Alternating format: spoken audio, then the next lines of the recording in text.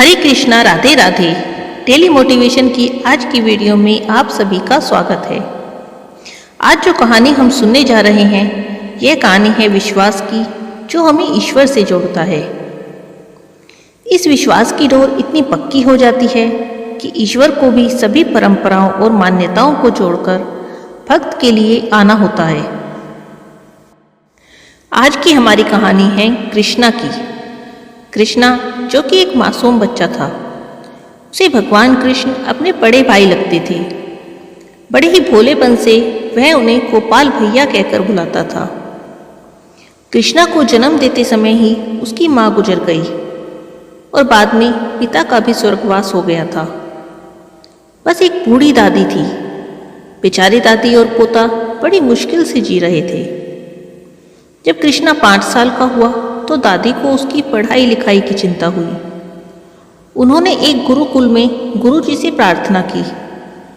गुरुजी निःशुल्क शिक्षा देने के लिए तैयार हो गए, लेकिन विद्यालय जंगल के उस पार था।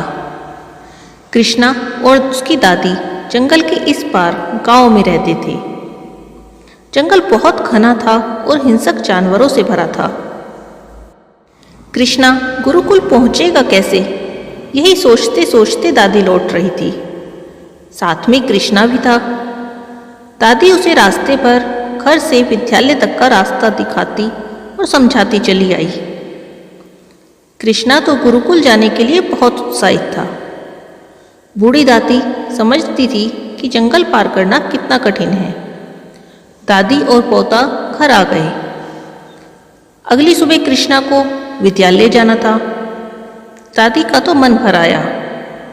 उन्होंने कृष्णा से कहा, अगर रास्ते में डर लगे तो अपने गोपाल भैया को पुकार लेना। गोपाल तुम्हारे दूर के रिश्ते का बड़ा भाई है।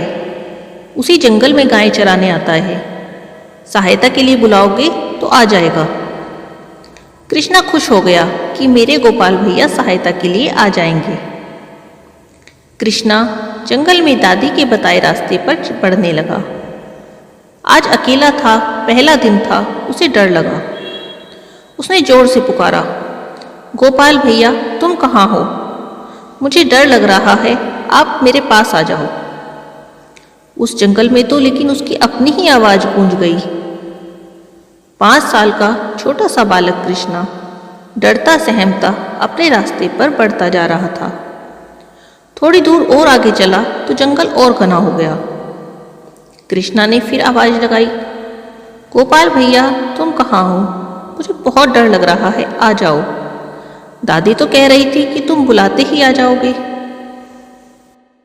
नन्हे से बालक कृष्णा की आवाज में जो विश्वास था, भगवान उसकी उपेक्षा नहीं कर पाए और तत्काल चले आए।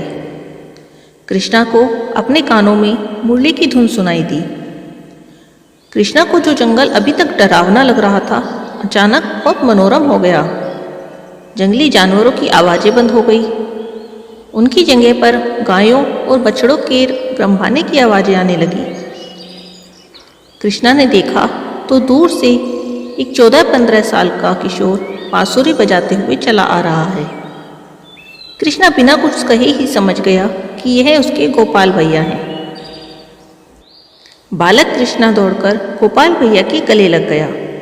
अधिकार पूर्वक उसने गोपाल भैया से कहा कि उसे जंगल पार करा दो, उसे डर लग रहा है। गोपाल हंसने लगे। उनकी हंसी से पूरा जंगल जैसे अलौकिक रोशनी से जगमगा गया हो और बोले, छोटे मैं आ गया हूँ, अब तुम्हें डरने की जरूरत नहीं है। और उन्होंने कृष्णा को जंगल पार करा दिया। कृष्णा ने कहा, आप मेरे बड़े भैया हैं। छोटे भाई की सहायता के लिए शाम को भी आ जाना, वो भी बिना बुलाए। इतनी देर मत लगाना। गोपाल बोले, ठीक है छोटे, मैं आ जाऊंगा। अब कृष्णा खुशी खुशी विद्यालय चला गया। दिन भर की पढ़ाई की और लौटकर आया तो देखा जंगल के मुहाने पर ही गोपाल भैया खड़े थे। उनके साथ बहुत सारी गैया और बछड़े भी थे। दौड़कर गोपाल भैया के पास पहुंच गया। गोपाल भैया मुरली बजाते उसे जंगल के दूसरे किनारे तक छोड़ आए। रास्ते में गोपाल भैया ने उसे पीने के लिए गाय का ताजा दूध भी दिया। उधर दादी दिन भर बेचैन कृष्णा की चिंता कर रही थी। शाम को उन्होंने कृष्णा को आते देखा तो जान में जान आई। आते ही पूछा, कृष्णा, तुम्हें जंगल में डर तो नहीं लगा? कृष्णा ने सारी बात दादी को बताई। दादी को लगता है किसी चरवाहे ने कृष्णा को जंगल पार करा दिया। वह तो सोच भी नहीं सकती थी कि स्वयं भगवान कृष्ण ही प्रकट हो गए थे। अब तो ये रोज का नियम हो गया। कृष्णा को गोपाल भैया विद्यालय से घर और घर से विद्यालय छोड़ा करते। एक दिन विद्यालय में गुरु जी का जन्मोत्सव मनाया जा रहा था। सभी बच्चों ने तय किया कि अपने योगदान से गुरु जी का जन्मोत्सव मनाएंगे। यहीं पर भोजन बनाया जाएगा। कृष्णा ने गोपाल भैया को जन्मोत्सव की सारी बात बताई। गोपाल भैया ने भी कृष्णा के उत्साह को देखकर खुशी जताई। कृष्णा ने दादी से उत्सव के लिए पैसे या कुछ सामान देने की बात कही तो दादी ने कहा, बेटा, मेरे पास तो कुछ भी नहीं है जो दे सकूं। आस पड़ोस की दया से तो हम दोनों पल रहे हैं। अगले दिन कृष्णा भारी मन से विद्यालय की ओर चला। जाना चाहता नहीं था, लेकिन जन्मोत्सव में जाना जरूरी था। रास्ते में गोपाल भैया मिले।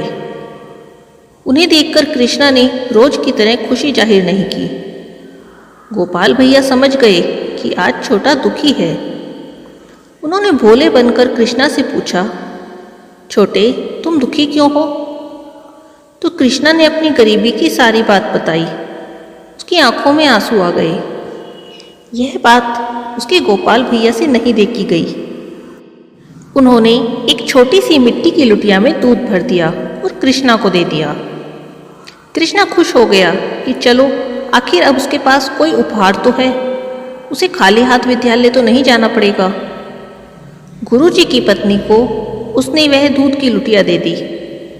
इतनी छोटी लुटिया में दूध देखकर गुरुजी की पत्नी भी हंसने लगी और उन्होंने दूध की लुटिया एक तरफ रख दी और बाकी के कामों में फंसकर उसके बारे में भूल ही गई।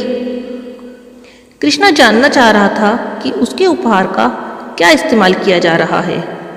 वह बार बार झांक कर देखता कि दूध कहाँ रखा है। क्या गुरुजी इसे पिएंगे या ये और किसी काम में आएगा?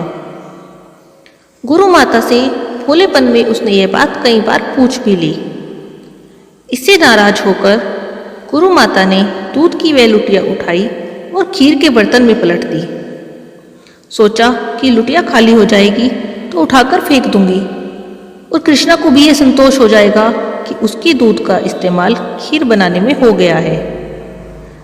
लेकिन ये क्या, लुटिया में भरा दूध तो खाली ही नहीं हो रहा था। गुरु माता ने घबराहट में चीखा और गुरुजी को बुलाया। वह अपने सारे शिष्यों के साथ आए।